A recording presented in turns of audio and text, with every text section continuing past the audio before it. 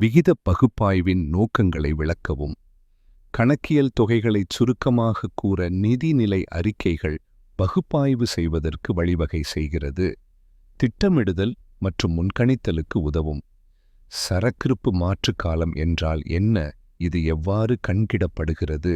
சரக்கிருப்பை விற்பனை செய்வதற்கு எடுத்துக்கொள்ளப்படும் காலமாகும். சரக்கிருப்பு மாற்று காலம் நாட்களில் 365. சரக்கிருப்பு சுழற்சி விகிதம் சரக்கிருப்பு மாற்று காலம மாதங்களில் 12. சரக்கிருப்பு சுழற்சி விகிதம் இயக்க இலாபம் எவ்வாறு கண்டறியப்படுகிறது? இயக்க இலாபத்திற்கும் விற்பனை மூலம் பெற்ற வருவாய்க்கும் உள்ள விகிதம். இயக்க இலாப விகிதம் இயக்க இலாபம் விற்பனை மூலம் பெற்ற வருவாய். விகித பகுப்பாய்வின் ஏதேனும் 3 நன்மைகள் தரவும். 1.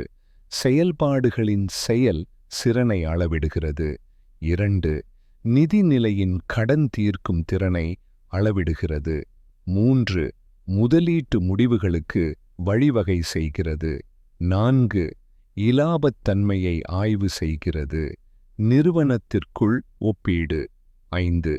வித பகுப்பாவின் ஏதேனும் குறைபாடுகளை தருக. 1. விகிதங்கள் வழிமுறைகளை மட்டும் தருகின்றன, ஆனால் முடிவல்ல. 2. நிதித் தகவல்களின் துல்லியத்தன்மை பொருந்தாது. 3. நிலைத்தன்மை இல்லை.